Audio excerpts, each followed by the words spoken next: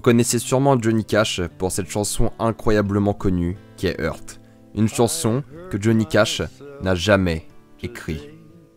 Walk the Line est le biopic sur la vie de Johnny Cash qui commence avec sa jeunesse et s'arrête avec le début de sa nouvelle vie. Ce qui est fascinant dans Walk the Line n'est pas le film en lui-même, c'est vraiment ce qu'il permet de faire comprendre aux spectateurs. La douleur, le bonheur, la haine et avant tout les péchés de Johnny Cash. Johnny Cash est un artiste qui a toujours su concentrer ses sentiments et son état d'esprit dans sa musique. Dès l'âge de 5 ans, il est introduit dans le monde du travail dans les champs de coton de sa famille et il commence petit à petit à s'intéresser au monde de la musique grâce à la radio et aux chants populaires qui composaient sa jeunesse. Né d'un père abusif, il perd son frère âgé de 14 ans alors qu'il est encore très jeune et cette mort va à tout jamais le marquer. Ne supportant pas son père et n'ayant vécu plusieurs années de travail difficile, il décide de rejoindre l'US Air Force. Pendant 3 ans, il écoute des conversations soviétiques et commence à pratiquer de la guitare et à écrire ses premières chansons. Il épouse Vivian Cash et décide de quitter l'Air Force afin de se concentrer sur sa musique. À ce stade, Johnny Cash a perdu un frère très jeune, un père qu'il déteste et une femme qu'il aime mais qui n'a pas l'air d'être sa raison de vivre. Et je vais faire une pause là-dessus pour résumer ce moment dans la vie de Johnny Cash avec un seul passage du film.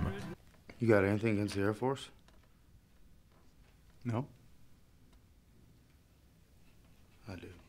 Il a trouvé quelque chose, il a trouvé ce qui lui permet d'écrire. Il écrit à propos de ce qu'il ressent au plus profond de son âme. But I shot a man in Reno just to watch him die. Cash part en tournée et c'est là que commence une nouvelle étape de sa vie remplie de succès mais aussi de drogue, de violence et d'adultère. Le gospel ne vend plus car il y a des gens comme Elvis Presley, Jerry Lee Lewis, Waylon Jennings, Roy Orbison et Johnny Cash. Prenons Walk the Line, l'une des chansons les plus connues de Johnny Cash. I keep a close watch on this heart of mine. I keep my eyes wide open all the time. Celle-ci raconte la manière dont il va gérer son départ en tournée, la manière dont il va rester fidèle à sa femme, quoi qu'il arrive. C'était une chanson pour la réconforter, pour la soulager, pour lui dire qu'il faut lui faire confiance. Chose qui a très rapidement échoué car c'est le coup de foudre pour Johnny Cash. Il tombe éperdument amoureux de June Carter, sa future femme avec laquelle il va passer le restant de ses jours. Là commence une série de mauvaises décisions pour Johnny Cash. Il boit, beaucoup, il se drogue, beaucoup, et il trompe sa femme, beaucoup.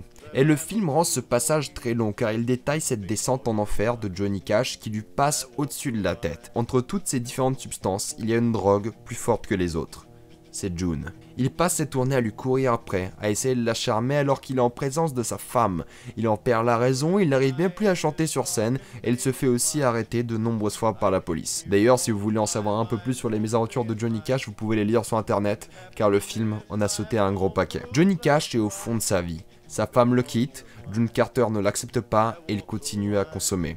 D'où Ring of Fire, qui est coécrit par June Carter et interprété par Johnny Cash. I fell into a burning ring of fire. I went down, down, down, and the flames went higher. C'est d'un côté l'histoire de l'amour qui brûle Cash de l'intérieur, mais pour sa femme, c'est l'histoire de tout ce qui brûle Cash de l'extérieur. Les femmes, l'alcool, la drogue. Johnny Cash réalisant qu'il ne peut pas continuer de vivre ainsi, part en désintoxication, après ce qu'il appelle dans son livre comme une tentative de suicide sous l'influence. Il essaie même de se réconcilier avec son père et de faire bonne image devant June. Il se revendique changé. Mais ce qui le sort vraiment de son addiction, c'est June, son amour pour cette femme. Du moins, c'est ce que le film veut nous montrer. D'où le fameux Folsom Prison Blues. I know I can't be free, but those people keep a moving, and that's what tortures me.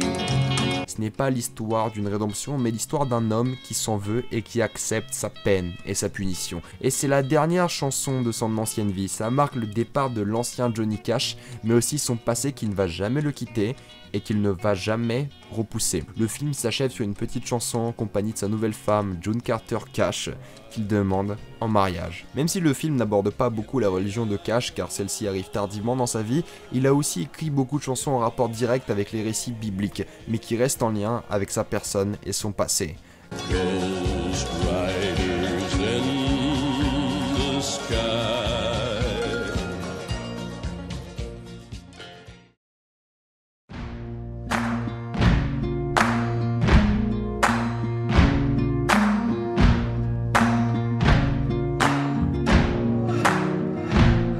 Si Johnny Cash est populaire dans la pop culture, c'est parce qu'il représente le bon mais surtout le très mauvais. Il est plus diable qu'ange et c'est ce qui le rend spécial.